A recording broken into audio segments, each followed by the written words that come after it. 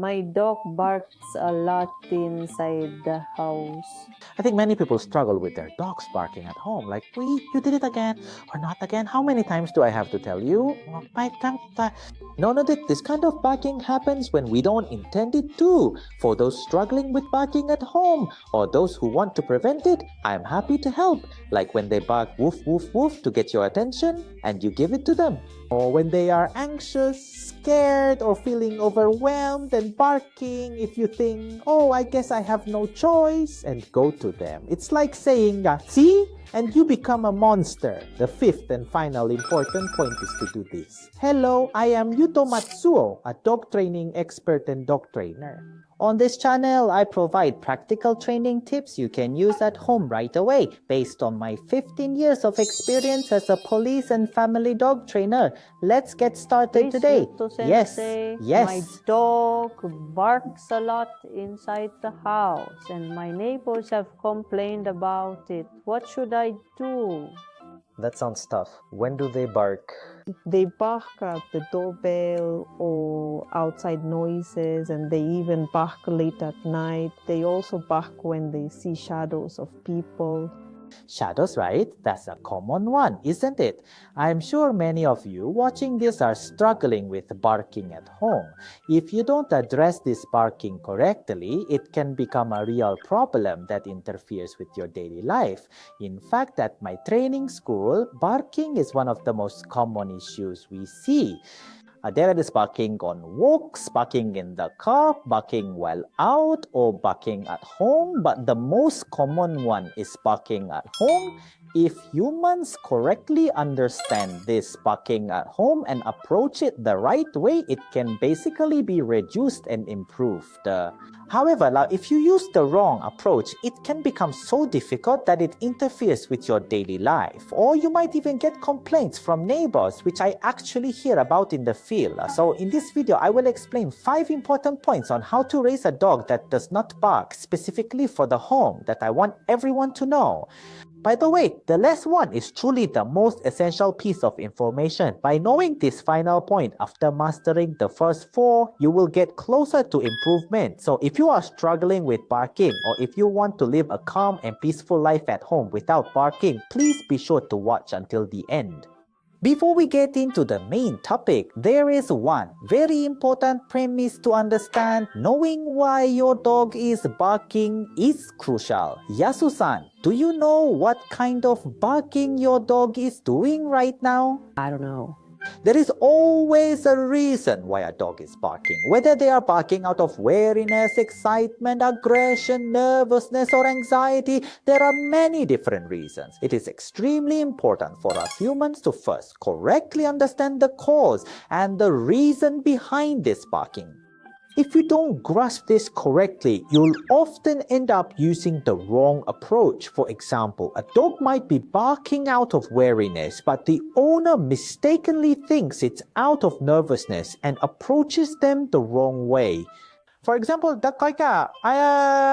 dog is barking out of wariness, like, who are you? Don't come into my house. I don't know you. Get out. No, but the owner thinks, this dog is nervous and scared and anxious. I need to soothe them, and starts talking to them. Yeah. If you use these words or take the wrong approach, your dog might think you're encouraging them, leading them to bark even more and escalating the problem. As I just mentioned, if you misinterpret the reason for the barking, your approach will likely be wrong. First, it is essential to understand that humans must correctly identify the reason a dog is barking and then approach the situation accordingly. Do you kind of get that, Yasu-san? This is a very important concept, so please make sure to keep it in mind. How to raise a dog that doesn't bark? Home edition. The first important point is to deal with doorbell barking correctly. Dealing with doorbell barking correctly. Yasu-san, does your dog bark at the doorbell? It does? Did it bark from the beginning? Quite early on. Does it ever bark and escalate? Yes, it is escalating quite a bit. It feels like they bark the whole time. Is it when the delivery person or guests arrive? Do they bark every single time? I'm sure many of you watching this channel experience this too. Like the doorbell rings and they just keep barking. I think a lot of people really struggle with this. In fact, at my training school, it's one of the most common issues, ranking near the top of the list. But you know, if you approach it the right way, it's one of those problems that can be reduced and improved. How exactly should I handle this? There are several specific ways to deal with doorbell barking, but I will start with the most effective and fundamental method for improvement. First, there is training to help them stop reacting to the sound. Barking when the doorbell rings often happens because the dog associates the sound with an event occurring. Originally, Seksa, it was just a simple doorbell sound, but the sound signals that a stranger is coming or that mom and dad will say coming and start rushing around. When the sound becomes synonymous with an event occurring, the sound itself starts to trigger excitement. This is one of the mechanisms behind why dogs bark at the doorbell. To explain this training method simply, you need to let your dog have the experience that nothing happens even when the sound plays. For the specific method, Yasu-san, you have a smartphone, right? I want you to record your home's doorbell sound on that phone. There is one important point here. Make sure not to include your dog's barking in the recording. Why is it better not to put it in? If your own barking is recorded, it might trigger you to bark even more. Please record only the doorbell sound. Once you have that, try playing it back at a very low volume continuously. You can do this while relaxing in the living room or even in your spare time. Just try playing it on a loop continuously. Generado, when you start this, they will probably bark at first, thinking, oh, that's the usual doorbell. Someone's coming, or a favorite person is arriving, or something is about to happen, an event is starting. So they'll likely bark at first, but as they gain experience that nothing happens when the sound plays, they'll stop barking. Yes, they'll stop reacting to the sound. I'd like you to try this out. The key here is for you to not react at all. This is extremely important. So if your dog happens to bark, do not say no or baby. Even if you play the doorbell sound and your dog barks, you must act as if you don't notice at all. So it's like you're watching, you want to be completely indifferent, right? Exactly. The sound plays, but nothing happens. I want you to help them build the habit or mindset of thinking, I'll stop barking. There's no point in doing something so tiring. It might take some time at first, but if you approach it correctly, dogs generally don't want to waste their energy on things that don't matter. So your dog might bark at first, but playing the doorbell sound repeatedly is a very effective method. If you're struggling with doorbell barking, or if you want to prevent it from starting, I highly recommend giving this a try. How to raise a dog that doesn't bark at home? The second important point is to change their habits. Yes, changing their habits, that's right. Changing these habits is the key point. So for those struggling with barking at home or those who want to prevent it, I hope you find this helpful. It can be applied in many situations, specifically when guests arrive or when you come home.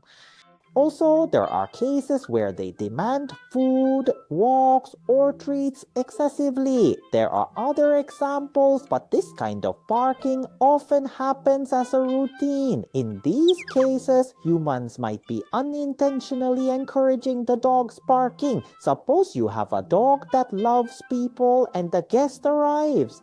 Like when a guest arrives and you pet them because they're barking, saying, I'm so happy, pay attention to me, woof, woof, woof, tawate. Or when you come home and they bark, I'm so happy, woof, woof, and you say, there you go, you're the best, you did so well, staying home alone with that, and you pet them. That becomes a reward for them. They learn that if they bark, they get praised. And if you get excited and bark, and the human joins in, that can actually make the barking worse. Then there's barking to be fed, taken for a walk, or let out of a crate. This is known as demand barking. To use feeding as an example, let's say you feed your dog at 7 every morning. If you repeat this every day, the dog starts getting restless just before 7 o'clock. They think that, oh, it's almost time for food, maybe 5 minutes left to go, and they start demand barking. If you give them food while they're barking like that, saying, okay, you're so noisy, it just reinforces the barking. Do you see what I mean? So changing the routine by varying the feeding times is a very effective method, okay? But you could shift the feeding time by an hour earlier or later. On the same goes for walks. Okay? And if you always go for a walk at 8 every morning, a dog that loves walks will start thinking, well, hey, is it time for a walk soon? It can sometimes escalate into barking, like saying, go ahead and bark, go ahead and bark. And if you give in and say, oh, fine, let's go, while they're barking, it can cause that behavior to escalate. Do you see what I mean, Yasu-san? And as I just mentioned, this happens with demands in daily life, and there are also cases where they bark simply because they're excited and happy. Probably everyone can, I think many of you can relate to this, but when you set your routines too rigidly, it often triggers barking. So a very effective method is to intentionally shift your daily habits by an hour or two. Please try changing up your routines as a reference. But our tip for raising a dog that doesn't bark, specifically for at home, is control. Control. Yasu-san, when your dog barks, how do you handle it? I've been calling out to him. As I mentioned earlier, that might actually be encouraging the behavior. It's almost like you're egging them on, and the dog might mistake it for praise, which can cause them to escalate even further. Controlling the dog when they bark is one possible approach. This applies whether they're barking out of wariness when a guest arrives, or if they're barking because they're excited to see them. Or maybe they are barking to demand something. There are many different situations. For this kind of excitement or barking, you should use instructions or words to control their behavior and their emotions at that moment. Once you've controlled them and achieved a good state, you can move on to the next action. So another approach is to praise them or gradually get them used to it. Do you kind of get what I mean? Yeah. Your dog really likes people, right? That's true. Does he bark a lot when you have guests over? Yes. In these moments, with the leash collar or harness securely on, you can give commands like sit or stay. Yes, the person holding the leash can give these commands. Or you can even ask your guest to help by saying sit or stay as well. Using verbal cues to guide them into a calm state is one effective approach. And once you've created a calm state, you can use your own words and comments to control the process of praising and rewarding them. Once you can do this, you can apply it to all sorts of situations. It works at home, out on walks, or even when you're traveling.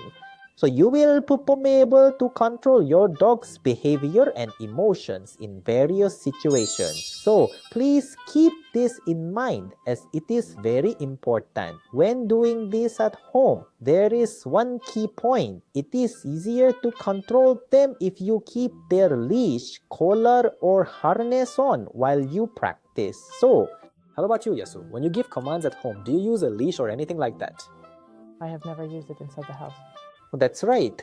I think this applies to everyone, but it's very important to have your dog wear a leash, collar, or harness at home to ensure you can properly control them while training or teaching them. I'm sure all the professionals do this. It's just so much easier to control them when they have a leash, collar, or harness on. It makes it easier for us to give instructions and easier for the dog to follow them. So, I recommend keeping the leash, collar, or harness on even at home when you are training or working on behavior. So, please try using this as a reference. Ruta Sensei, I have a question. You mentioned control just now, but is scolding not very good? Scolding. Yasu-san, do you scold them? I scold them quite well. How is it? Like, look out, like becoming a demon. That is not allowed. Stop. It only stops for a second, maybe. Well, scolding is one approach, but if you're always scolding, don't you get frustrated, Yasu-san? I think our listeners might have experienced this too, but when you keep scolding your dog for not getting it right, your own heart starts to harden. You're always on edge, thinking, you did it again? Seriously? How many times do I have to tell you? If you keep saying no, you'll start to feel worn down too. The dog on the receiving end will start to hate it as well. Once that happens, you might fall into a negative spiral. I've worked with many dogs, so I really understand that feeling. But if you're always scolding them, you'll just get frustrated and end up further away from a solution. I think it's better to think about measures that prevent the need for scolding or ways to control the situation. However, scolding is not necessarily a bad thing. A scolding can help protect your dog or stop certain behaviors in the moment. However, if you only rely on scolding, it can become difficult for both you and your dog. So please keep this perspective in mind. Yes, Thank you very the much. fourth important point for raising a dog that does not bark, specifically at home, is to practice habituation training. Habituation. What are you desensitizing them to? There are a certain number of dogs that bark at home due to tension, anxiety, or impatience. Some bark a lot at noises or bark constantly at the sound of a motor. Thunder can also be a trigger. These things cause tension, anxiety, impatience, and perhaps a sense of aversion as well. Even when they are barking due to these kinds of emotions, one approach is to work on habituation training. Yes, specifically, how should I proceed with this? Oh, that's a great question. Thank you. For specific methods, there are mainly two types of desensitization. For dogs that bark due to tension, anxiety, or fear, one approach is to change their impression into a positive one. The other is to provide them with experiences that teach them everything is okay. The first type of habituation training, which is changing it into a positive experience, involves using treats or playing with toys, or you could also praise them. When they are feeling anxious, scared, or tense, you can soothe them by saying, it's okay, good boy. Or if they are calm enough to eat, you can offer them a treat while saying, it's okay, good boy, to help them nibble on it. Doing this helps ease their tension and changes their impression. So please try using this training method. By the way, when dogs chew on things, it actually reduces their stress, anxiety, and tension. So if they are calm enough to eat a treat or hold a toy, giving them a treat or playing with a toy is a very effective method for dogs that bark out of anxiety, tension, or impatience. Please try using this as a reference as well. Now, for the second type of training, which is getting them used to the idea that things are okay, it's important to let them experience stimuli that help them learn that everything is fine. The key point here is to start with very small stimuli. For a dog that is afraid of thunder, for example, you should start by playing the sound of thunder at a very low volume. You can try training them by letting them experience that. Even if they hear a small rumble of thunder and feel scared, nothing actually hurts them and they are okay. As I just mentioned, starting with small stimuli to help them get used to it is very effective. So please try using this as a reference. In response to your requests, we have started a Line account. Online, I share secret training tips that I can't talk about on YouTube as a special 5-part training video gift. In our community, the Owner's School, which is the industry's #1 training resource, we have regular study sessions, Q&A sessions, and training camps where you can learn in a fun way. If you're interested, please add us as a friend online via the link in the description. The fifth and finally important point for raising a dog that does not bark at home is setting up the environment. Environmental setup. I believe this has come up on this channel many times, but organizing the environment is very important. Furthermore, regarding barking inside your home, setting up the environment first is the essential foundation. Yasu-san, do you sort of get this? I don't. Is there ever a time when they bark out of weariness toward outside stimuli? Yasu-san, maybe people like cars or bicycles, something like that. Well, it's a mix of things. I think that happens quite a lot, like barking at people outside from your window, or maybe barking at other dogs. If they happen to be barking at people, creating an environment where they can't see them is an important countermeasure. Specifically, Kanki, you could close the curtains or use a partition or playpen to block off the area where they can see out the window, keeping them away from it. Setting up that kind of environment depending on the time of day is one option. So, also regarding the dog's living environment, it is a very important measure for humans to prepare the environment in advance so that outside stimuli do not enter and cause warning barks. First, as a basic idea, you should set up the environment to minimize warning barks as well as demand barks, right? Creating an environment where you can stay calm and avoid feeling stressed or on edge is very important for both people and dogs. Conversely, if this isn't set up, no matter how good the training is, things will likely fall apart. If you want to prevent barking at home, reduce it, or simply want to spend time calmly with your dog, please keep this environmental setup in mind. In fact, at our training school, this is the first thing we address. I think I've shared various training methods on this channel, but it's very important to first create an environment where both you and your dog can live in peace. I hope those watching this channel will find this helpful. So in this video, I've explained 5 key points for raising a dog that doesn't bark, specifically for the homo. I think there are quite a few dogs that bark at home. If you are planning to get a dog or are about to start training and you want to raise a calm dog that doesn't bark excessively indoors, please use this video as a reference. In response to your request, we have started a Line account. Online, I share secret training tips that I cannot mention on YouTube, and I am giving away 5 special training bonuses. Our community, the School for Owners, is the #1 training resource in the industry. It is a classroom where everyone can enjoy learning about training through regular study sessions, Q&A sessions, and training camps. If you're interested, please add us as a friend online via the description box. This channel provides practical training information you can use at home right now, delivered by a police and family dog trainer with 15 years of industry experience, including hands-on demonstrations. If you don't want to miss out, please subscribe to the channel. If you found this video even a little helpful, I would be very happy if you could press the like button. See you in the next video. Bye bye.